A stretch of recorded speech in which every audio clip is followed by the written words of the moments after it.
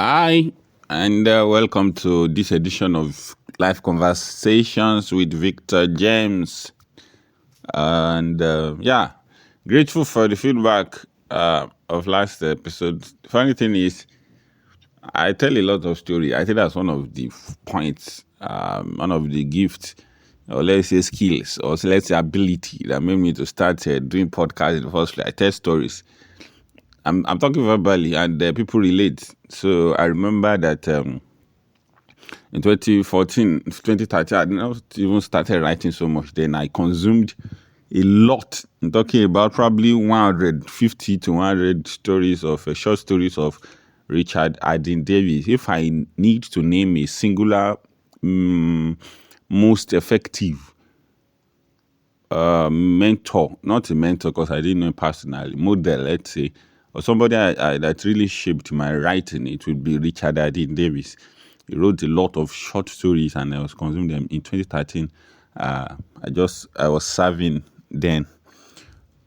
So what I did in 2013 was that after finishing many of these stories, of course, it went on to 2014. After finishing many of these stories, I would sit with my sisters, all three of them, and then I would start telling them the story, the summary of the story. I will, of course, put my own embellishment here and there, but in a large part, I stuck to the story. A man who cannot lose, Red Cross, girl, Boy Scout, the boy cried wolf, several stories like that, and I will narrate it to my sisters, my siblings, and they loved it. It still remains, that memory still remains a highlight of our upbringing, and it was me telling stories. So later on, I now decided that I would consciously tell stories. So I started writing, and of course, it led me here to this podcast. If you check the very, very first episode of this program, it was me telling a story. That story that I told, the first episode ever, Miss Anna Misconceptions, was a story that was written by the same Richard Adin Davis, which I felt that it would be a nice podcast strategy to just tell stories, retell stories. And I still enjoy it today. I still enjoy telling stories. And there are several things in the past I've seen. There are several things in the past that give us cause to smile. There are several joys. There's a standout memory of mine too. It was raining that day. I'm closing my eyes. I'm trying to recount this now. It was raining that day. And it's not just one day. It happened several times. It's raining outside my mom's kiosk on Ajigunle Street. I'm talking about this should be around 1999, 2000. It was raining heavily outside. We were inside the kiosk. It's Saturday, or maybe it was a holiday period, and we didn't go to school. And we are just huddled in a small kiosk that was used to sell provisions, So it was closed. It has wooden walls all through and a wooden door. So we entered. My mom was cooking. My mom made eba and stew inside, and we're just sitting huddled around her while she put her hand inside. She make the eba and put it in her mouth. Now, if I recall, if now that I'm saying it, hearing this experience, I don't think it was 1999 because I can't imagine that my elder sibling would at that age,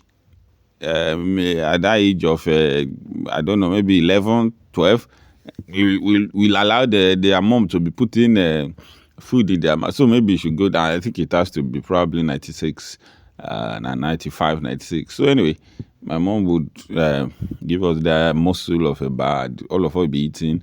I know, so she wasn't putting it down. We were eating by ourselves, but it was hot, and it was from one plate, and the stew was even also from one plate. So it was hot, and the rain was falling outside. That memory is quite lovely. In my entire, anytime I recall the memory, I'm always happy. I remember 2005, there was a girl. Let me say, 2000. Yeah, it should be 2000. Yes, that should be correct. There was a girl by the name Yetunde that lived down our street. Ajegunle Street. She was a cousin, I think, to a rich man, the richest man on that street. That's the house of the man. It was the man's house that we fetched drinking water. That we fetched water. Yesterday I was passing. Yesterday I was walking down the street to my house. I tried to walk a lot to lose weight so that I can resemble a young boy still. So I saw a girl and a boy standing under a public tap, and then they were waiting. The boy just beckoned to me that I should help them to carry the water on their head. It made me smile. So I helped the boy first, then I helped the girl. It made me smile a lot. I just remember that this was the same thing. My 3 siblings, our last born was too young for all this. She just came in to enjoy life. That's why her name was given to her too. So my younger sibling and I would go far distance to fetch water. Now, when I say this, I realized that I thought it was everybody that did this, but maybe it's just a few old people. Okay, I can't believe I'm calling myself old. So we would go to. There was no water pipe in the house. There was no tap in this house that I grew up in. I know it's shocking to several people now, and outside of that, there was water would come the way electricity comes into the house. That is, there's a wire that brings electricity to the house. There's a pipe that connects cities together. Yeah, so there was a pipe of water that connects from the water corporation and it will come to the house. So we're using the extended house, the house beside us. So it will just come, the water will pass through pipes. So the way they bring light and we all shout, like now in this country, Nigeria, where people would shout, oh, up NEPA, they have brought light, they have restored electricity, is the same way that they used to restore or bring water. I think it was Wednesday evenings or Sunday evenings. Maybe both Sunday and Wednesday evening, they will bring water. Let me use the way they describe it. Water will come. We just see water comes after a few hours. They will take it. The pipes would cease of flowing water, and then that's how we lived, for a long time. And I think I know precisely when that collapsed, as a lot of areas, several things collapsed in Nigeria.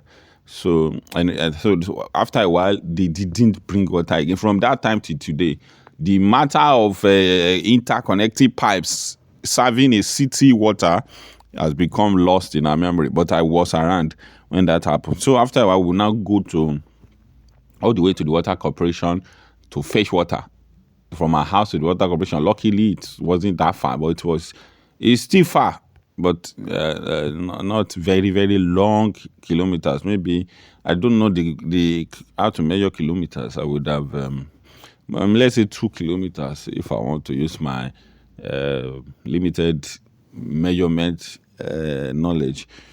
So, in that case, now if everybody goes to the water corporation to fetch water, it means that there will be long queue because almost everybody living around that area, I'm talking about maybe 20 streets around, would converge in the water corporation building to fetch water every Sunday. I remember. So we to join, I would hold the keg. My sister would want a keg. We just go there and queue. You're talking about 3 hours before it gets to your turn. You would see a long queue of of kegs.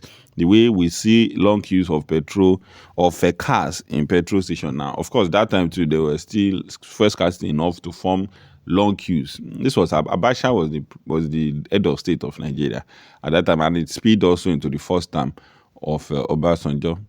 Anyway, so it means therefore that there are alternatives to water corporation in the city. Some people were visionary enough to dig boreholes in their house, to dig deep wells that never ceased, because this happens usually in the dry seasons.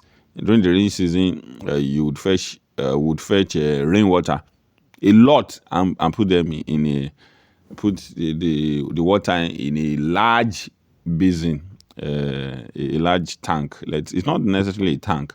Maybe container or basin would be the right way to describe it. They will now use that water so minimally. Anyway, so there were 2 places we fetched water. There was where we call church, down one street adjacent. Then on the other adjacent opposite street to us, there was also a place we fetch water. So there was a girl there that growing up, I began to see how seems as if you are liking this girl. So one memorable day was the day I remember my class. I don't know. I forgot. I think I was in. I remember the date because I remember that I wrote it and I got home. So I was walking on the street. She was walking. The girl attended Unity Primary School. Or is it Unity Secondary School now? Unity has to be secondary school. Good. So that means it was in secondary school, imagine. So, yeah, it was. So I now saw her she had gone off to the boarding school. So she returned. And then I saw her on the street.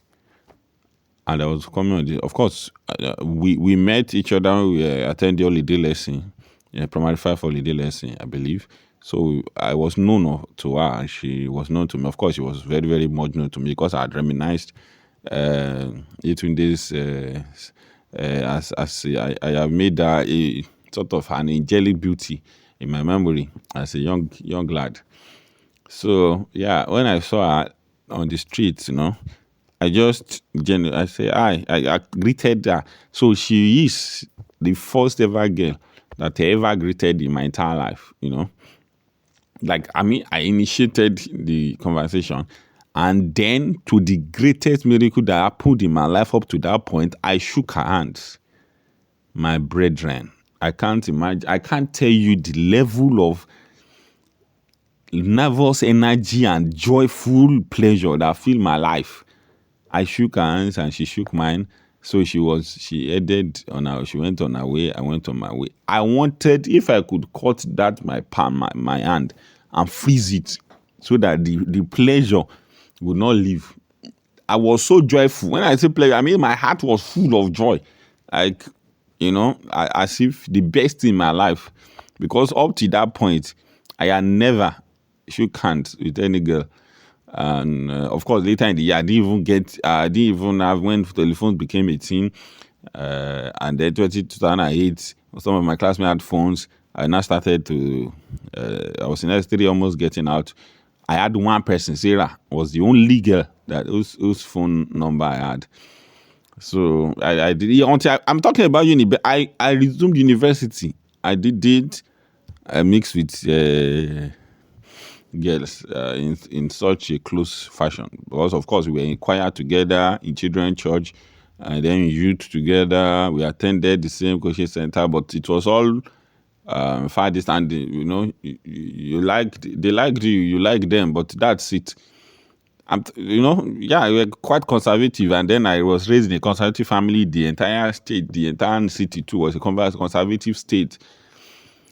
So yeah, that was a great memory. Can't forget the scenes of shaking hands with Yetunde on that very beautiful, I think, Saturday morning. Yeah. Anyway, I see all that to say this. Although I'm sure that this is now probably half of the podcast, and it's been a lot of reminiscing, which was the intention from the start. So there are a lot of things again that happened in my life while growing up that I still think about to today, and I smile. I'm happy to think about them. The remnant of energy that I got, positive energy that I got while they happened, still stays with me till now. But we must be careful that our best days will not be in the past. Let me say that again. We have to be very careful that our best days of our lives will not be days that were in the past. Except if maybe we are now clocking down life and then we are like 70 something and we are just waiting for the day we leave this world.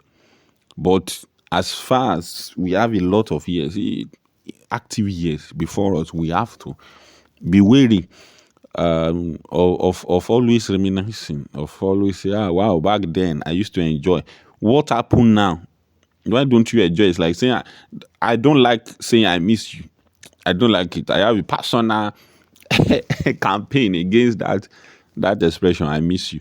If you miss him or miss her, call or try to see, arrange for each other to see, travel to go and meet them. If they are in the other part, if they are in China, the other end of the earth, then do a video call. Maybe you still be saying, I miss you on the video call. Then one of you should see. But okay, maybe I'm going to the extreme. But a lot of people that say I miss you, they could see. They are in the same country, they are in the same city. I miss you, I miss you. Mr. Man, come on now. Let's resolve this missing. Let's turn it to an enjoyment of memory. I think it's just my lifestyle that is conflicting with me. That's why I don't like necessarily that expression. I miss you. I love you. Yes, I cherish you. Yes, I miss you. It just sounds a bit something you've accepted. You have accepted this defeat. Okay, let me not go too far. Anyway, so if your past is always sort of glowing, it's not bad, but at least today must glow better or shine brighter than the past.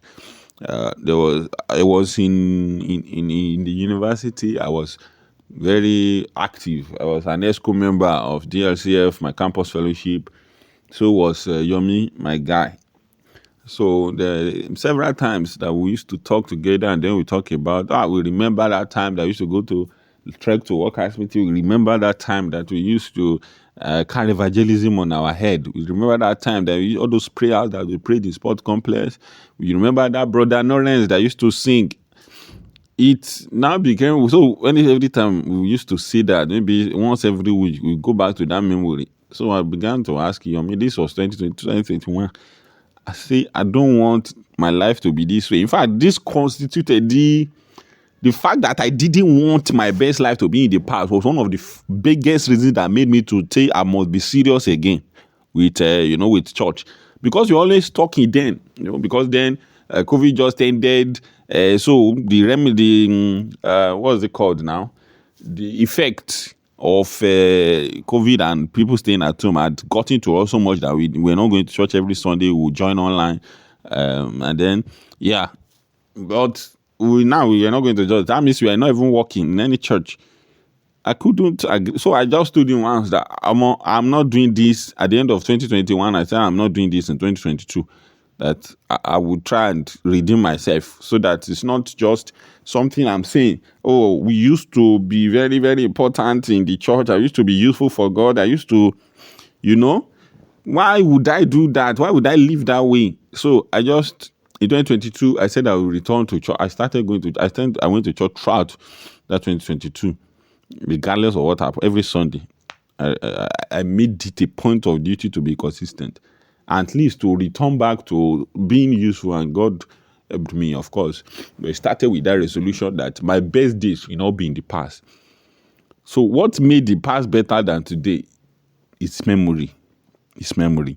And then if you have lost the freedom to do some things that you used to do before, you have also shortchanged yourself.